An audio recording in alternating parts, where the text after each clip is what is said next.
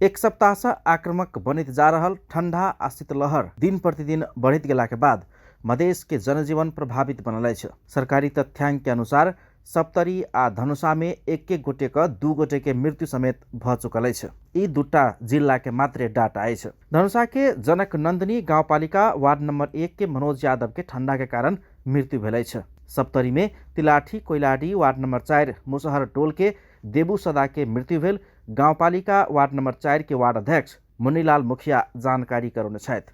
उचित बसोबास आ खानपान के अभाव में ठंडा के कारण गरीब विपन्न सबके जान जा रहल अछि आ बेसी प्रभावित अछि। हरेक वर्ष ठंडा के प्रभाव के विषय में राज्य जानकार रहल रहितो समय में कोनो समेत राहत के कदम आ पूर्व तैयारी नहीं केला से सर्वसाधारण के जीवन गुमावा पड़ल आक्रोश स्थानीय सब में अछि। गाँव में केन समस्या है, घर और टूटल है, खाए लाने है, बुढ़वा बुढ़िया और के जार हुए, कठुआ के लोग और मोरे जाए सदवा दसर कुछ नहीं दे, जीत के जाए, जीत ले तो कोनो वैल्यूएशन नहीं करे। हमर गाँव के कोई घूर के नहीं आवे। वारा दस जीत के गेले तो आई तक हमरा सब कुछ के सुविधा नहीं, पानी से नहीं के कुछ नहीं भेल है। ये सब घर में लत्ता कपड़ा नहीं, घर वाला का हवा ले आल है, कम बेला नहीं सकते कथी खेबे। कमाए वाला छले तो कते निमन घर द्वार बनेने छले, खाए पी के सब कथी के सुविधे छे, जिया सोना भेले तिया सब कथी वाला घर। सिराहा के गोलबजार नगरपालिका वार्ड नंबर 10 धोबिया धार के मुन्नीलाल सदाई के 9 सदस्यीय परिवार पोरा से छाड़ल घर में रहते अछि। पोरा बिछाउन आ पोरा के जैर का आग तपनाए बाहेक हुनका सबके लेल जार से बचे के कोनो उपाय नहीं अछि। रात काट समेत मुश्किल भ रहल हुनका सबके दुख अछि। ओ सहित ओतऽ के स्थानीय 40 मुसहर घर परिवार ठंडा के कारण एखन समस्या में पड़ल छथि। हाथ गोर नहीं चला, हाथ लूला टांग लूलाबा कम बने सके छै, कोनो उपाय नहीं हमार। आ जार में आप ढवा रुपया नहीं से कुछ अथी करिए। आप लोग के सबके मांग चाहे के कोई नवा फटा दे है तो ओकरे ओढ़ पेर के रहे छिए, लार बिछाबे छिए, सुते छिए।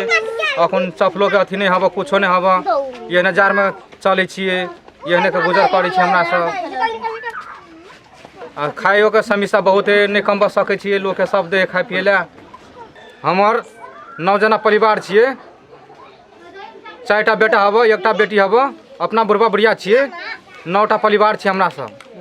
बहुत समस्या हमरा सबके अखन हाथ टांग जम लूढ़ा भ गेल, बहुत समस्या हवा, कमाए ला नहीं सके छी, कोई अखन हमरा कोनो कुछो नहीं व्यवस्था नहीं हवा, मांग चांग के खाई छी, हम बाल बच्चा के पाले छी। जार के प्रकोप सहितक जिला में आबा वाला विपद व्यवस्थापन के जिम्मेवारी में समेत रहल धनुषाक प्रमुख जिला अधिकारी सुरेंद्र पौडेल विगत के वर्ष में बाँटल गेल गरम कपड़ा से समेत एहि वर्ष के जार में बाँचल जा सकै सलक ओहन समस्या देखल गेल आ ओहन अवस्था आयल त राहत के लेल तैयार रह के लेल अपना पालिका सबके निर्देशन द चुकल बतबै छै। त सिराहा के प्रमुख जिलाधिकारी समेत पालिका सब संगे के समन्वय भ रहल आ राहत के लेल तैयारी के लेल अपना सब निर्देशन द चुकल बतबै छथि।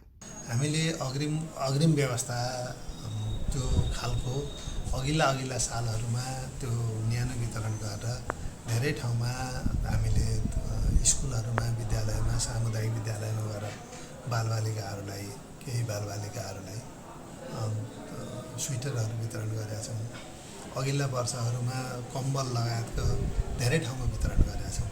त्यही अघिल्लो सालमा वितरण गरेकाले पनि यसपालिको जाडो खप्न सक्ने अवस्था छ भने कहाँ अति आवश्यक भएका ठाउँमा स्थानीय तहहरूले व्यवस्था गरेर वितरण गर्ने गरेको छ। यसै सन्दर्भमा कहीँ यो चिसोबाट अत्याधिक उसो कुहिरो र शीतलहर चलेका बेलामा चाहिँ काठ आवश्यक पर्छ, दाउरा आवश्यक पर्छ भनेर डिभिजन वन कार्यालय मार्फत त्यो दाउरा पनि ल्याउने व्यवस्था मिलाएको छ। जाडो त बढ्या छ, अब हरेक वर्ष आउने जाडो हो, तथापि पनि यो पालि अलिकति बढी जाडो महसुस भएको छ हामीलाई।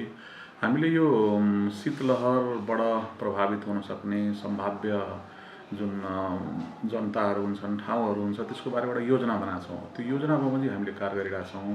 अहिले पनि हामीले अस्ति भर्खरै विपद व्यवस्थापनसँग सम्बन्धित बैठक बसायौँ। पालिकाका प्रमुखहरू, गाउँपालिकाका अध्यक्षहरू सबैलाई बोलाएका थियौँ। उहाँहरूलाई स्पष्ट निर्देशन हामीले दिएका छौँ। कि जो गरिब छ, विपन्न छ, जसलाई आवश्यकता छ, त्यो मान्छेको पहिचान गरेर तत्काल तपाईँहरूले उसलाई जाडोबाट बच्न सक्ने के उपाय हुनसक्छ, कम्बल वितरण हुनसक्छ कि त्यसलाई खाद्यान्न हुनसक्छ कि दाउराहरू हुनसक्छ कि भनेर हामीले स्पष्ट निर्देशन दिएका छौँ। र सोही बमोजिम विभिन्न गाउँपालिकाहरूले अब वन कार्यालयसँग दाउरा लिएका, त्यसपछि कम्बलहरू वितरण गरेका, कपडाहरू वितरण गरेका हामीसँग रिपोर्टहरू आइरहेका छन्।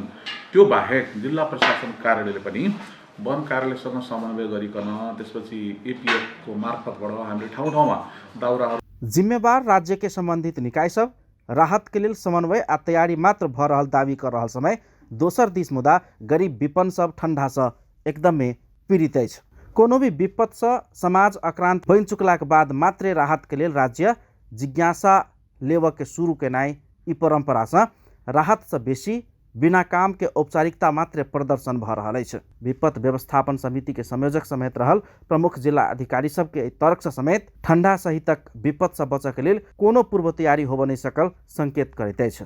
एम्हर शुक्र दिन प्रदेश के गृह मंत्री नेतृत्व के प्रदेश विपद व्यवस्थापन समिति मधेश के 8 जिला के तत्काल राहत के लेल जिला पीछे 8-8 लाख रुपया सहित 64 लाख रुपया देबाक निर्णय केलक अछि। प्रदेश विपद व्यवस्थापन समितिको बैठकले यो विपदको चाहिँ सम्बन्धमा हाम्रो संविधानले तीनटै सरकारलाई सङ्घ, प्रदेश र स्थानीय सरकारलाई अधिकार दिएको छ। त्यो अनुरूप हामी सबै चाहिँ संयोजन गरेर अगाडि बढौँ। त्यही अन्तर्गत सबै जिल्लालाई चाहिँ 8-8 लाख रुपियाँ चाहिँ दिने र सम्बन्धित चाहिँ जिल्ला विपद व्यवस्थापन समितिले तिनलाई राहत दिने, त्यसले एकरूपता पनि हुन्छ र आवश्यकता पर्यो भने थपको लागि माग आयो भने त्यसमा पनि विचार गरिनेछ भन्ने कुनबाट चिसो प्रभावितको लागि जो कठाङ्गडी र जो मृत्यु भइरहेछ।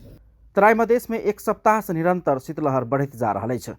17 पुष से शुरू भेल शीतलहर और किछ दिन रह सकबाक मौसम पूर्वानुमान महाशाखा के जानकारी अछि। जार के कारण सिरहा धनुषा में सामुदायिक विद्यालय सब में छुट्टी देल जा रहा है। बाजार में चहल पहल घटित जा रहा है। नेपाली सेना, स्थानीय नेपाली सेना सहितक सुरक्षाकर्मी के निकाय, उद्योग वाणिज्य संघ सहितक संघ संस्था सबके अगुवाई में ठाउँ ठाउँ में काठ आ जारिन के बंदोबस्त कऽ सर्वसाधारण के लेल आगि तापक व्यवस्था कतौ कतौ कयल गेल देखल जा रहा है। एक सप्ताह से रौद समेत उगने लगला के बाद एत के जनजीवन थप प्रभावित बनत जा रहा है। वायरल संक्रमण बुखार, निमोनिया, सर्दी खोकी सहितक बाल बच्चा तथा वृद्ध वृद्धा बीमार सबके संख्या अस्पताल सब में बढ़त जा रहा है। अपन टेलीविजनक लेल सिरहा से एस राय के सहयोग में पूरन शाह, जनकपुर धाम।